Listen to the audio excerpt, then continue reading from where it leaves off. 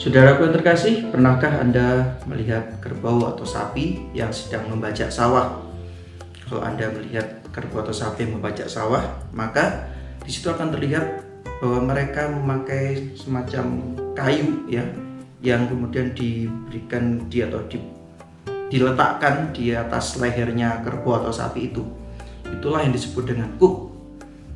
Dan si sapi atau kerbau itu tentu tidak pernah sendirian, tidak ada orang atau sapi membajak sawah itu sendirian. Selalu ada sepasang atau dua ekor ya, dua ekor sapi atau dua ekor kerbau. Dan petani di belakang itu mengarahkan jalannya si sapi. Mengapa nggak pernah sendirian? Ya agar supaya seimbang dan mereka dapat membajak sawah dengan baik. Saudaraku yang terkasih dalam Tuhan, demikian pula dalam kehidupan kita. Masalah yang ada dalam hidup kita saya ibaratkan semacam kuk yang ada di pundak kita.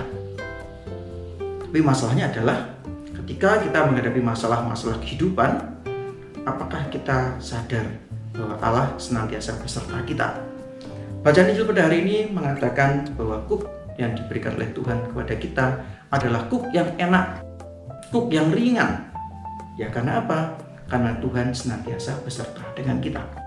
Dalam peran Ekaristi pun kita selalu mendengar ya, Romo kalau membuka misa itu pasti mengatakan Tuhan bersamamu, dan kita menjawab bersama rohmu. Artinya apa? Tuhan selalu menyertai kita.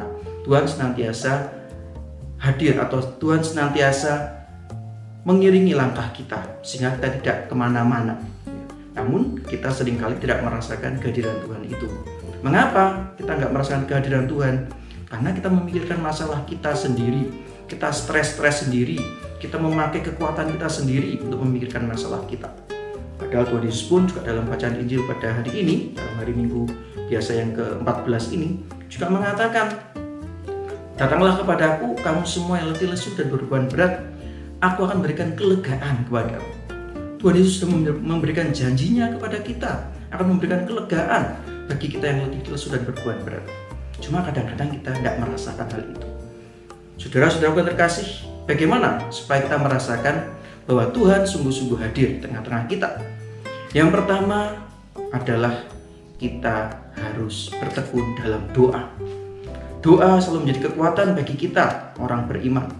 Doa itu singkatan ya, kepanjangannya adalah dialog antara orang dengan Allah, antara manusia dengan Allah, dialog. Ada omong-omong semacam itu ya, ada dialog.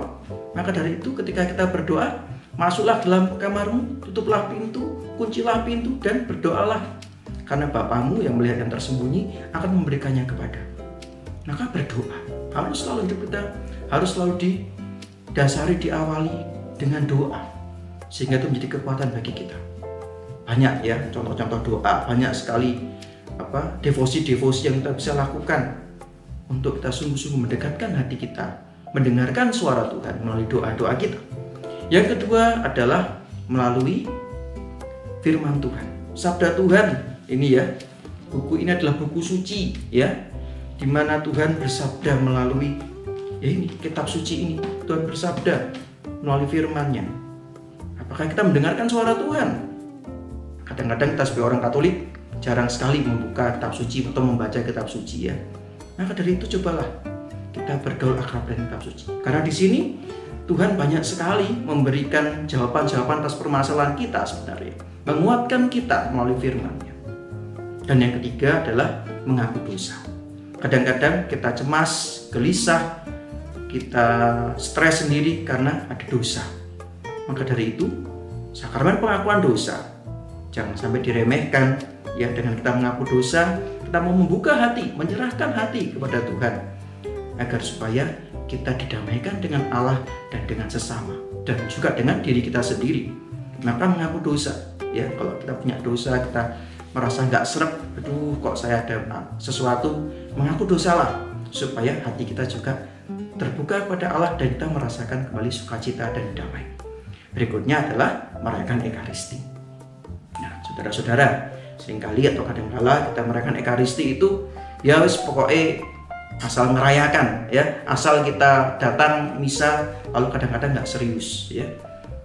Padahal kalau dalam perayaan Ekaristi yang merupakan puncak dan sumber dari iman kita ini, disitulah Tuhan sungguh-sungguh menyertai kita. Tuhan sungguh-sungguh hadir dalam perayaan Ekaristi itu melalui sabdanya ya yang kita dengarkan, dan juga melalui tubuh Kristus yang kita sambut. Ini menjadi kekuatan bagi kita. Ya memang saat ini kita tidak bisa menyambut tubuh Kristus karena ada pandemi corona ini, tetapi kita bisa bersekutu bersama dengan semua orang Katolik ya, dan bersekutu sebagai gereja untuk merayakan Ekaristi secara live streaming. Ya, di situ kita bisa sungguh-sungguh mencoba untuk serius, untuk sungguh-sungguh mengikuti live streaming dengan baik, sehingga kita dapat merasakan Allah sungguh-sungguh hadir.